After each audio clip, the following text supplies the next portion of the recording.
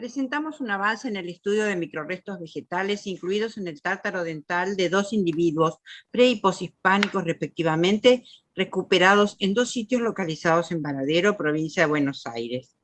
En los últimos años se han realizado aportes significativos acerca del consumo de vegetales entre pueblos originarios del Paraná inferior y medio, el delta y las costas del Río de la Plata. En este trabajo nos proponemos contribuir al debate sobre las plantas y sus prácticas asociadas, vinculadas a la dieta en el área de los llamados bajíos ribereños septentrionales, según la sectorización de humedales que efectuó Bonfil en 1962.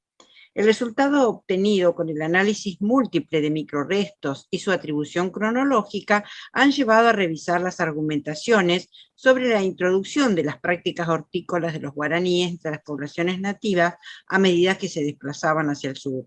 El hallazgo de almidones y fitolitos de sea maíz en ocupaciones prehispánicas anteriores a los guaraníes ha generado múltiples líneas de investigación.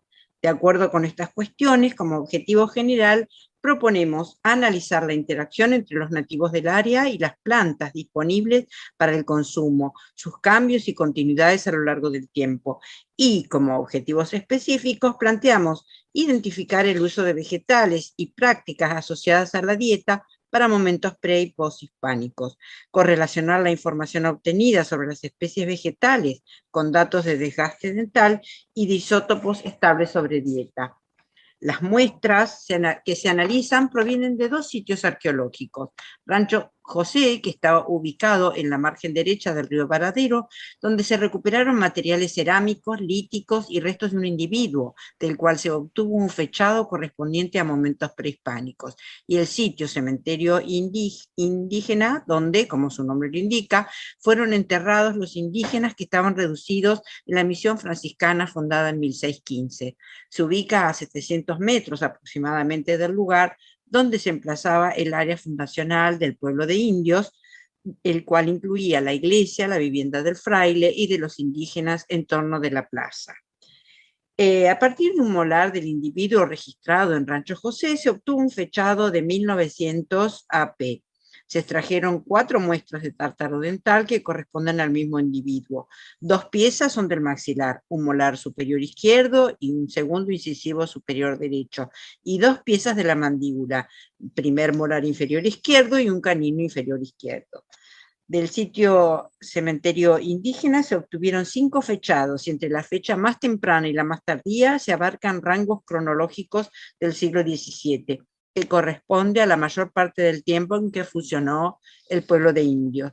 Se extrajeron 2 muestras de tártaro dental que corresponden al mismo individuo y son piezas dentarias de la mandíbula, del incisivo central inferior derecho y del premolar inferior izquierdo.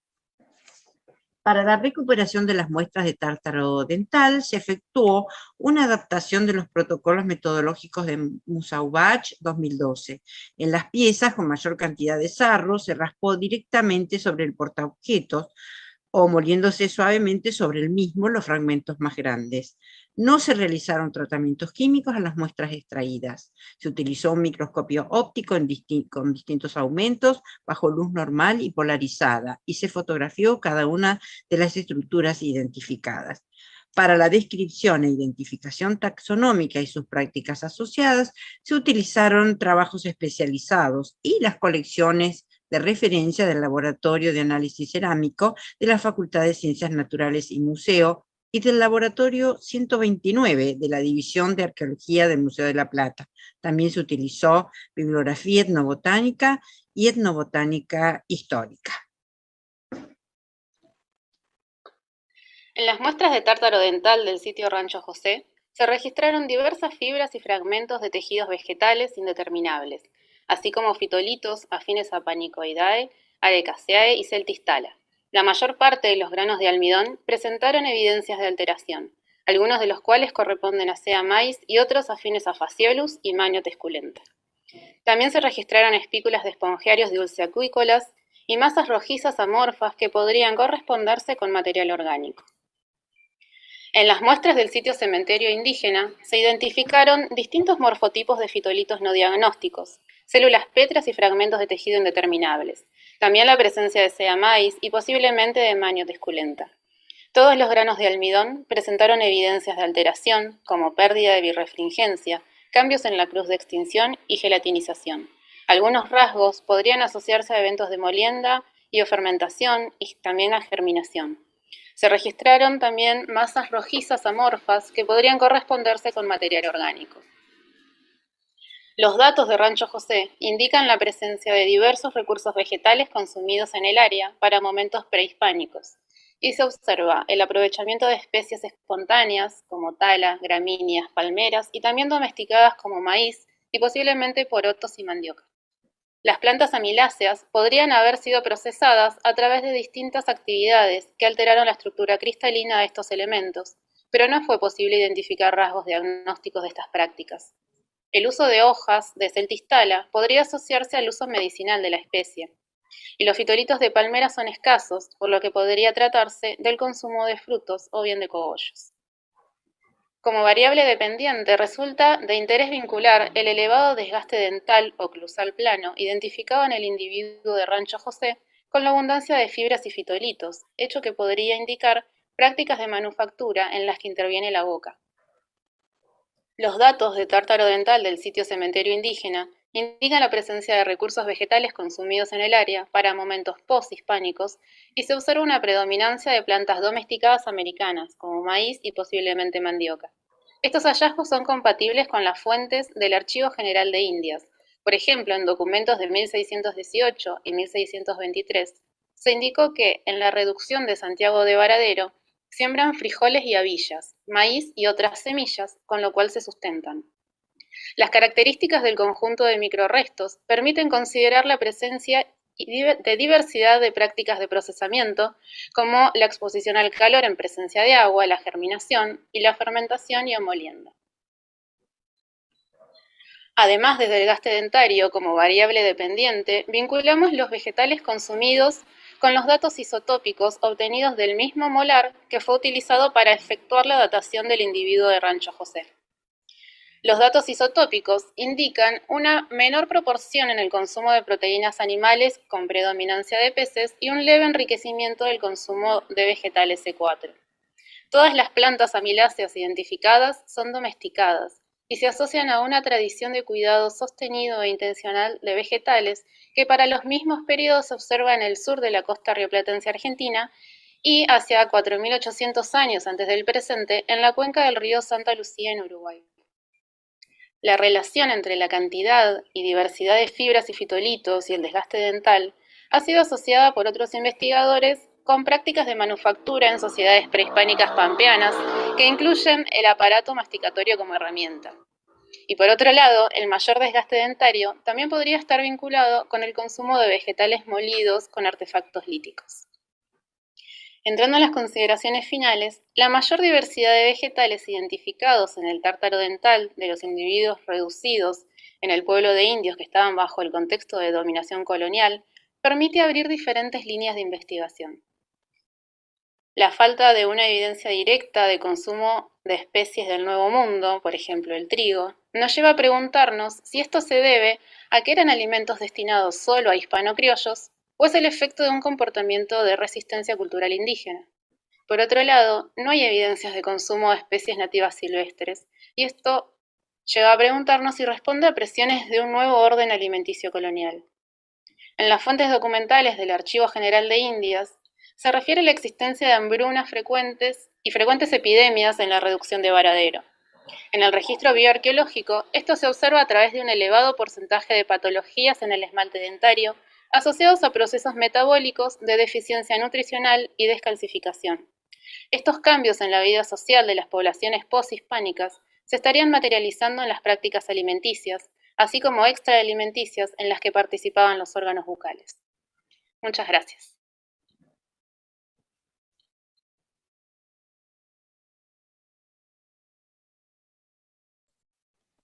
Bueno, muchas gracias, Alicia y Melissa. No sé si hay alguna pregunta.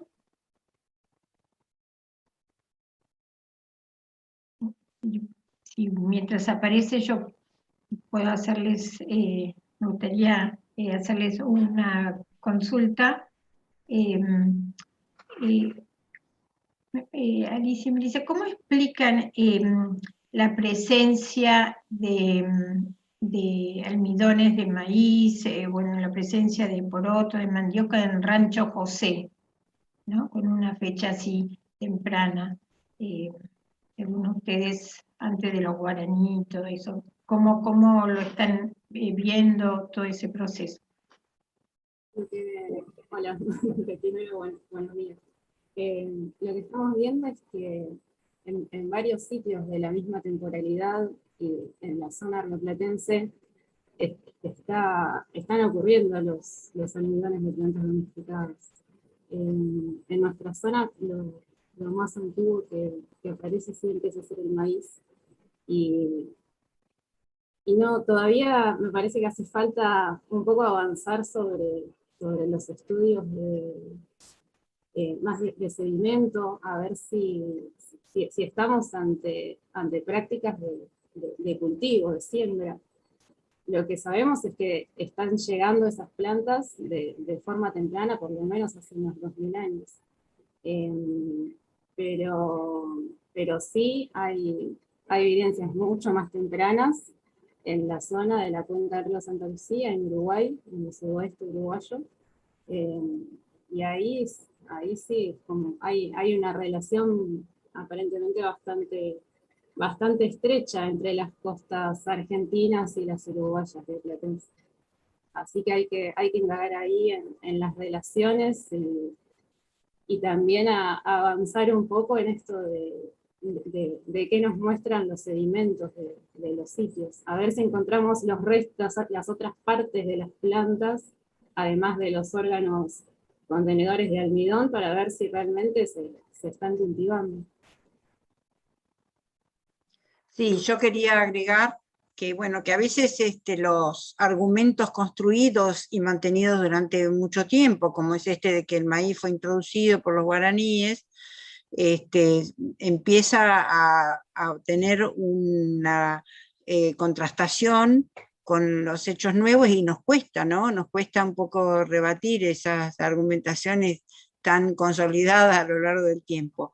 Pero bueno, ya las evidencias están mostrando claramente que se está utilizando mucho antes de la llegada de los guaraníes recursos vegetales como el sea maíz. Y como está diciendo Melissa, una vía de importante respuesta sería analizar si hay fitolitos de sea maíz en sedimentos, como para ver si es una planta que está cultivándose en el área o si están viniendo las mazorcas o se están intercambiando, ¿no? Eso quedaría.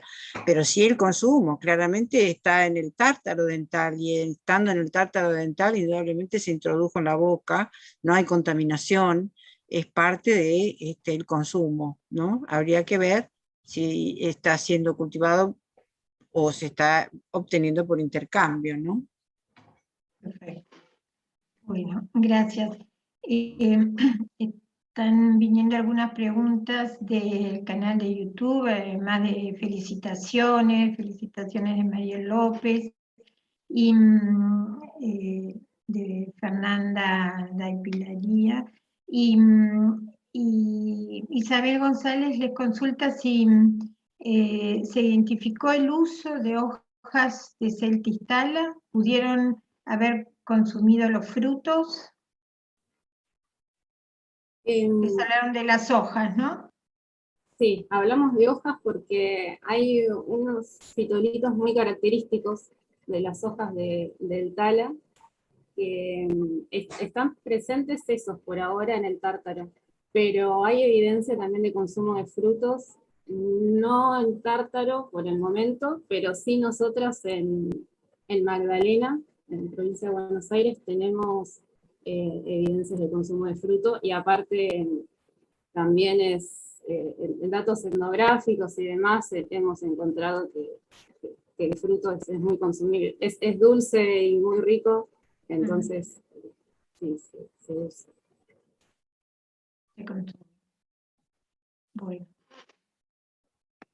Bueno, Más felicitaciones y Nurit les quiere hacer una consulta.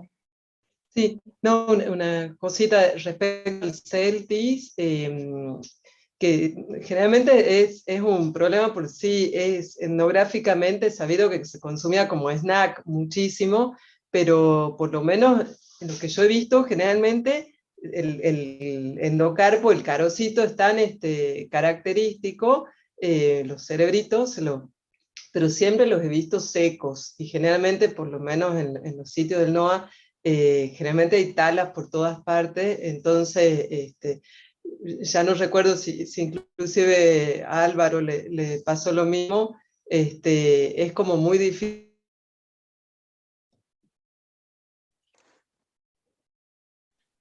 Se corta. Te perdimos, Nurit. A ver. Ay, qué lástima. ¿Quiere hacer comentario? Creo que estaba diciendo que son difíciles de identificar en forma de macrorresto, por ahí los carocitos del tala. Nosotros, en nuestro caso, en Magdalena, fue una identificación en un contexto de mortero muy fragmentado, o sea, con evidencias de que fue molido el frutito. O quizás se estaba refiriendo al hecho de que como está en la flora moderna, por ahí es difícil separar a aquellos que son arqueológicos de lo que se incorpora por la flora. Sí, hay que ver bien el contexto. Yo los trabajos que vi, las primeras identificaciones de Celtis Tala las hizo Verónica Lema para las Marías en Magdalena, y era justamente en un contexto de molienda, y a partir de microrestos. Macrorestos no tenemos nosotros. En el Sombrero hay tala, en el Cerro de Sombrero, en la discoidal. Macrorestos, sí. Micro.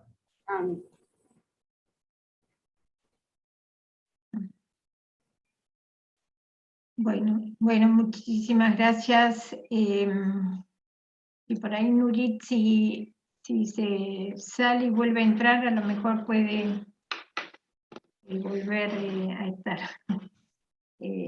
a comunicarse mejor. Bueno, muchas gracias Alicia y Melissa. Bueno, era el último trabajo. Nos queda un tiempito para discutir o presentar temas que en común o que quisiéramos compartir entre todos. Yo no sé si quieren retomar la discusión acerca del maíz, sino también con Irene habíamos pensado también cómo el estudio de la alimentación es una línea de investigación que permite articular diferentes esferas de una sociedad, de dieta, de subsistencia, pero también de identidad, de género, de religión, política. Lo vimos en varios de sus trabajos.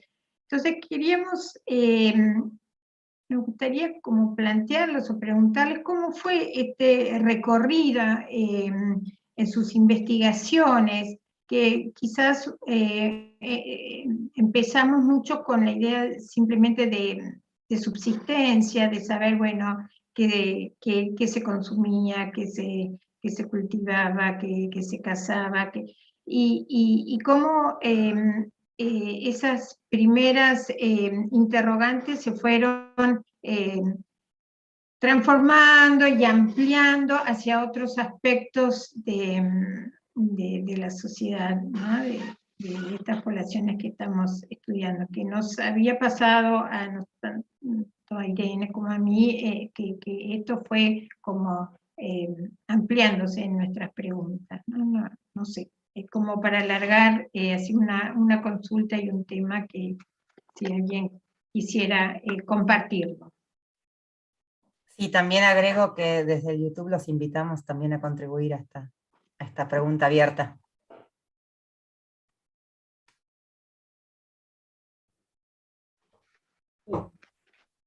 ¿Puedo?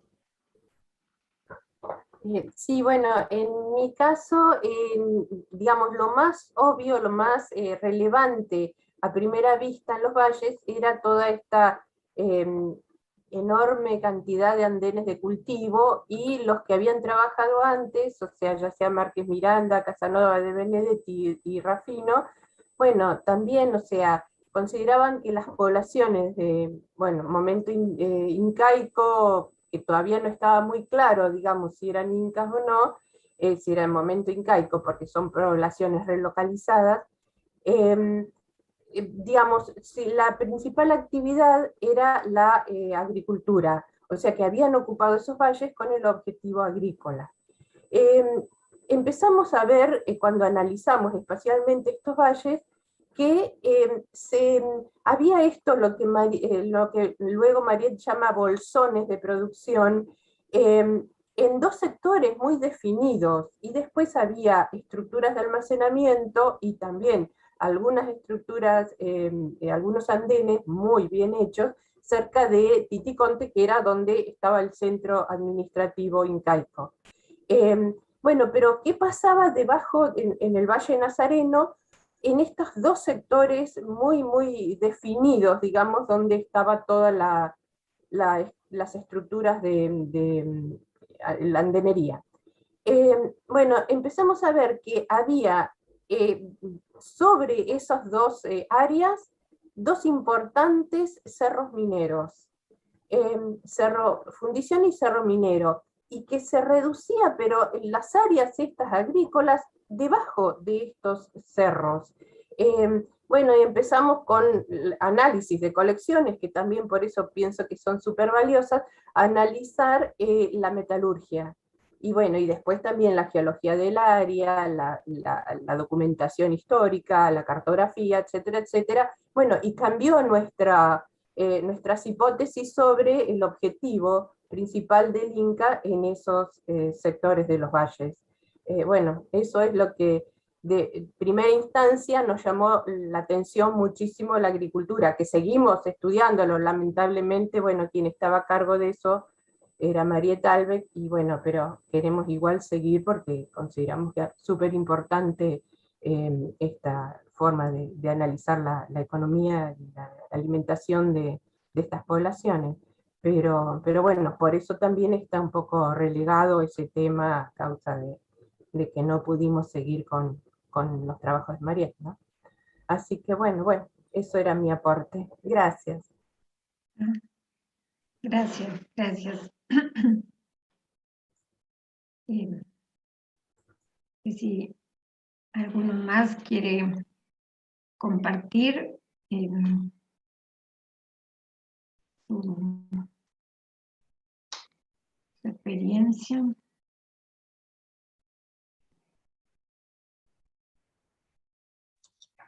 En mi caso, por ejemplo, con la estancia, siempre la idea general que se tuvo de este recinto en particular, el 13, por ser una estructura rectangular sin abertura de acceso y por la gran cantidad de macrorestos, siempre como que se pensó que era una estructura de almacenaje a largo plazo.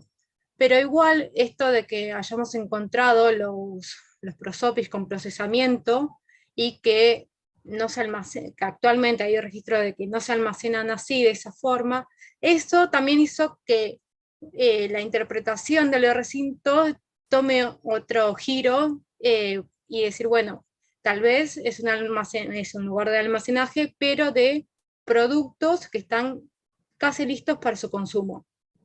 Y después, en relación al molino, a mí lo que me interesó hacer la interpretación de los macrorestos botánicos fue incluir otras ontologías nativas para interpretar a los restos. No quedarme tal vez en la identificación específica, sino abrir los planos de interpretación de estos restos. Entonces, por eso también esto de las ofrendas quemadas, tal vez no fue así, pero pudo haber sido así. Entonces, como ir buscando diferentes interpretaciones de acuerdo a las ontologías andinas. Y eso. Muchas gracias, Juana. Álvaro tiene la mano alzada. Bueno, comento un poco en nuestro caso, también surgió en primer lugar por el tema de la visibilidad nula que tenemos nosotros en nuestros sitios, o sea que no tenemos ningún tipo de estructuras que esté realmente formatizada por estructuras de piedra, ni nada por el estilo, y también el hecho de, bueno, de encontrar estas estructuras de combustión como tal, porque no están estructuradas con piedras ni nada por el estilo, pero sí creemos que contenía algo en su interior y contienen algo en su interior, y que a su vez el hecho de contener, digamos, restos vegetales, animales y otros restos humanos, por ejemplo, ya lo hace una estructura de combustión, más allá de que no encontremos esta formatización como tal. Y por otra parte, ver la materialidad desde una perspectiva relacional, y también ver cómo se van ensamblando con otras materialidades que están en el piso, digamos, de ocupación, también nos permitió ver esto, ¿no? O sea, tratar de hacer visible lo que a simple vista no se puede, o sea, tratar de articular ya sea restos vegetales con estructuras de combustión, y también con estos espacios que son, digamos, de alguna manera para nosotros polémicos, porque encontrás lugares donde se están inhumando, también encontrás en el mismo sector lugares donde aparentemente eran sectores domésticos, entonces como que por ahí en nuestras lógicas, digamos, de cómo pensar sectores domésticos o sectores de actividad ritual por separado, nos estamos perdiendo de algunas cosas que por ahí están totalmente entramadas y que, bueno, por ahí no lo pensamos, y que me parece que en esta mesa surgió toda esa discusión, ya sea vinculada a la comensalidad, vinculada a otro tipo de rituales, que van de alguna manera articulando diferentes tipos de materialidad. Así que bueno, esa es nuestra experiencia.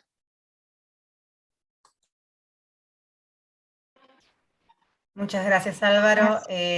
Florencia se tiene que despedir, no hay problema. Muchas gracias por participar, Florencia. Y Rocío Molar tiene la mano alzada, no sé si tiene ganas de contribuir. Sí, por ahí no voy a responder tanto a lo que estaban preguntando, pero me parecía interesante rescatar de hoy esta idea de reinterpretar, ¿sí? Que recién decía Juana, que lo decía Álvaro, la idea también de retomar las colecciones que están guardadas, ¿no? Y poder volver a analizar un montón de instrumentos que en su momento no fueron vinculados a la alimentación, y que hoy, no sé, desde una punta de proyectil a cualquier fragmento cerámico, que hoy tenemos acceso a un montón de métodos, ya sea de fitolitos, de ácidos grasos, que nos permiten recuperar todas esas materialidades y verlas desde la alimentación. Pensando,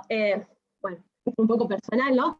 Esta idea de que la alimentación está impregnando casi todos los ámbitos de la vida doméstica, casi todos los ámbitos cotidianos, entonces me parece súper importante poder rescatar eso. Justo Florencia se tuvo que ir, pero estaba vinculado al trabajo que ella presentó acerca de las materialidades que estaban guardadas en una colección, entonces pensaba, me parece súper interesante que podamos retomar eso, que veamos, bueno, por ahí lo que decía Pilar, pensar en qué nivel de contaminación tienen las muestras, pero no descartar nada, seguir analizando todo.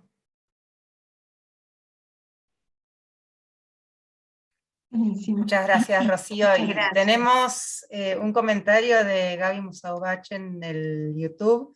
Dice, quería consultar sobre el interés en publicar las colecciones de referencia bajo las normas FAIR.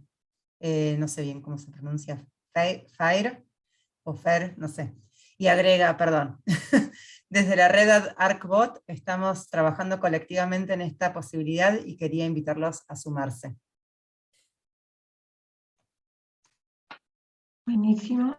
Quisiera hacer un comentario a raíz de lo que decía Rocío, porque me han estado llegando mensajes al teléfono que ahora todo el mundo va a querer que miren las colecciones, entonces de repente va a haber una demanda infernal de trabajo. Que bueno, sí, siempre tenemos que priorizar el material que está recién excavado, los mejores materiales, eso no cambia. Lo que viene de estratigrafía, o sea, siempre hay que hacer como un orden de prioridades, pero eso no quita que podemos recurrir al material de colecciones cuando no hay otra cosa, cuando el material de colecciones es significativo y así. Solo eso únicamente para no, después me van a decir que ando diciendo que hay que analizar colección.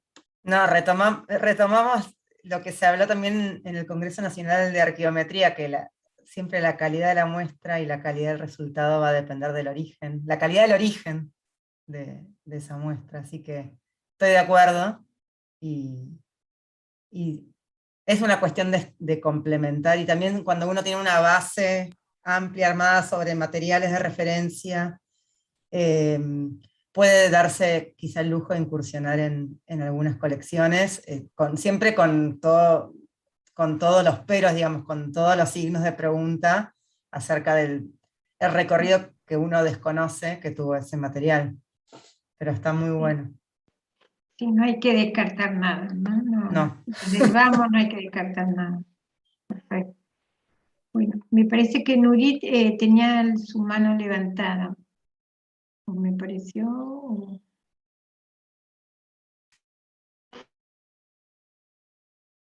¿Estás muda, Nurit? Nurit, estás muda.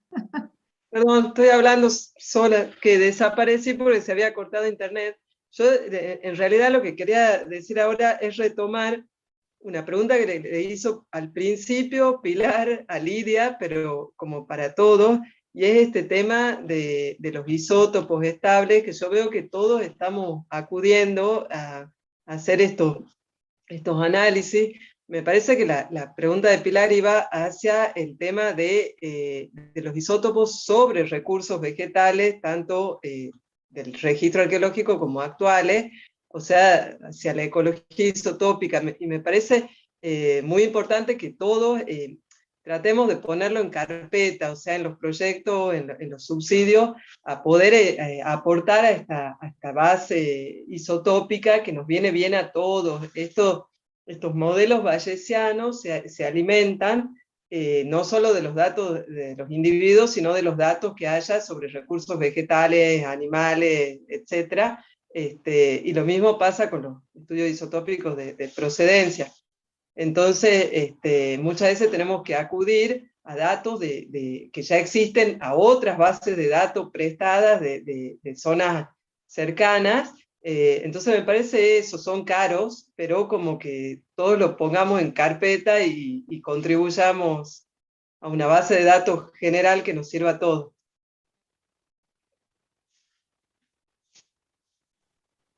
Sí, sobre eso quería agregar quizá un comentario, que bueno, sobre todo quienes hemos realizado análisis isotópicos sobre plantas, yo en particular nunca las he comparado directamente con restos humanos, pero hay que tener mucho en cuenta que las plantas están mejor representadas en la extracción de apatita que en la de colágeno, por la baja cantidad de proteína que tienen. En un trabajo que publicamos con Norma Rato, con Leandro Luna, Claudia Aranda, Juan Pablo Millano, y varios autores más, Adolfo Gil, hicimos como todo un proceso de depuración también de los datos, de buscar factores de corrección y tener mucho cuidado cuando se habla de dieta proteica, dieta total, a qué se refiere, sobre todo en sociedades agropastoriles, en donde se puede considerar el aporte de la dieta vegetal como una parte importante.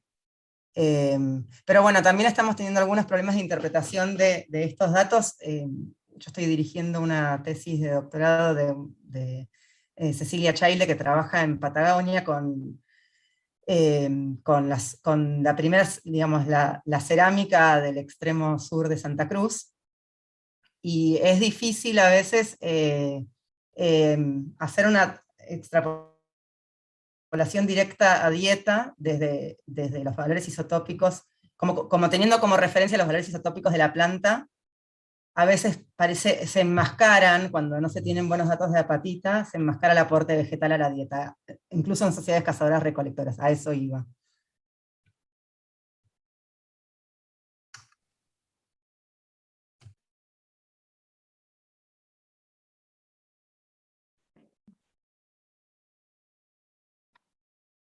Sí, yo coincido plenamente con lo que has comentado, Irene. Me parece que hay un sesgo importante ahí. Por eso es tan importante que lo trabajemos desde distintos lados. Me parece que cruzar las líneas es fundamental. Siempre terminamos en esto, pero bueno, no está de más volver a decirlo. Y me dicen las chicas de la Red ArcBot, que recién se ha leído un comentario de Nurit, que tengan presente que estamos en esta movida de armar bases de referencia del material para poder socializarlas. Entonces, bueno, los que están haciendo colecciones, armando bases, se pueden comunicar con la gente de la red. Buenísimo. No sé si quieren dejar algún, en particular, alguna página, un correo, o directamente, a ver, bueno, después, bueno. si no, lo pasamos después, no se preocupen. Ok. Sí, nosotros difundimos desde la cuenta de las jornadas, el lanzamiento de la red ArcBot. Lo que podamos hacer es volver a enviar ese correo electrónico a todos los participantes. Buenísimo, sí.